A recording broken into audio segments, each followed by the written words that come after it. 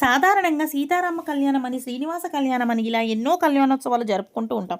అయితే మిగతా కళ్యాణాలతో పోలిస్తే గోదా రంగనాథుల కళ్యాణంకి ఒక విశేషం ఉంది. అన్ని కళ్యాణోత్సవాలతో స్వామికి వైభవం ఉంటే గోదా రంగనాథుల కళ్యాణంలో మాత్రం వైభవం అంతా అమ్మ గోదాదేవికే. అసలు అది ఎందుకో తెలిసినా మిగిలిన దేవతా కళ్యాణోత్సవాలతో పోలిస్తే గోదా రంగనాథుల యొక్క గోదా కళ్యాణం ప్రత్యేకతను 2 కారణాలైతే ఉన్నాయి. అయితే గోదాదేవి అద్భుతమైన వ్రతాన్ని ఆచరించి, ఆ ఆచరించిన దాన్ని మనదాకా ఆచరించేట్టుగా చేసింది.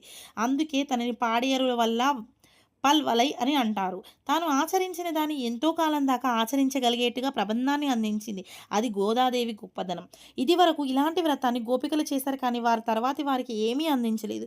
శ్రీకృష్ణుని అనుభవాన్ని పొంది ఊరుకున్నారు తప్ప. సీతమ్మ రామచంద్రుడిని వివాహమాడి ఊరుకుంది. పద్మావతి అమ్మవారు శ్రీనివాసుని వివాహమాడి ఊరుకుంది. కానీ గోదాదేవి ఒక్కో పాటలో మనం ఏం తెలుసుకోవాలి, ఎలా ఆచరించాలో చెప్పింది. సీతమ్మ కానీ, పద్మావతి అమ్మవారు కానీ భగవంతుని తన వంటి కదిలే రూపంలో వివాహమాడారు వారి అవతారంలో. కానీ గోదాదేవి మానవ కన్యగా ఉంటూ విగ్రహ స్వరూపుడైన రంగనాథుణ్ణి వివాహమాడింది.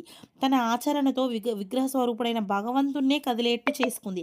ఇదే ఆ అమ్మవారి యొక్క గొప్పతనం. మన ఎదురుగుండా కనిపించే విగ్రహాన్ని అది దైవం అని విశ్వసించి మనం చెప్పినట్టుగా, మనం పిలిచినట్లుగా అది కదలగలుగుతుంది, పలకగలుగుతుంది అనే విశ్వాసాన్ని ఆండాళ్ తల్లి నిరూపించి చూపించింది.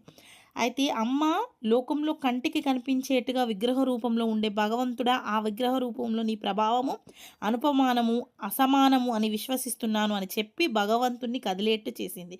3 పనులు చేసే విగ్రహ రూపంలో ఉండే భగవంతుణ్ణి కదిలేట్టు చేసింది. అయితే ఆయన ఏమీ ఉలకకుండా పడుకుంటే మేల్కొంపింది.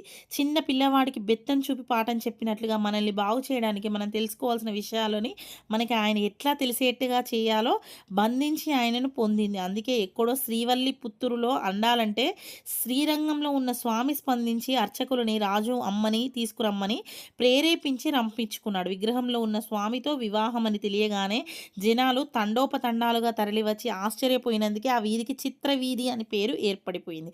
తర్వాత వీధి ఉత్తర వీధి. అక్కడ ఉన్న స్వామి అమ్మని వివాహమాడి గోదాదేవిని తనలో చేర్చుకున్నాడు. మానవ కన్యగా ఉన్న ఆండాళ్ తల్లిని ఉత్సవమూర్తిగా మలచి తాను ఉత్సవమూర్తిగా కలిసి ఉన్నాడు. అందుకే అమ్మ రామచంద్రుని ఇలవేల్పు అయిన శ్రీ రంగనాథుని వివాహమాడడంతో సీతారాములకే ఇలవేల్పు అయింది. సీతారాములకి తర్వాతి కాలంలో అవతరించిన వారికి ఇలవేల్పు అనే అవ్వడం అమ్మ యొక్క గొప్పతనం. అయితే శ్రీ గోదాదేవి కళ్యాణం గొప్పతనం అయితే నా ద్వారా మీరు తెలుసుకున్నారని నేను అనుకుంటున్నాను. వీడియో కనుక నచ్చినట్టయితే చిన్న లైక్ వేసి నన్ను సపోర్ట్ చేయండి. ఇంకా మన ఛానల్ ఎవరైనా సబ్స్క్రైబ్ చేసుకోకపోతే సబ్స్క్రైబ్ చేసి నన్నైతే సపోర్ట్ చేయండి ఫ్రెండ్స్. ఇలాంటి అప్డేట్స్ మరిన్ని వీడియోస్లో ఇంకా అందిస్తానని అంటున్నాను. Thank you for so much. Thank you for watching guys.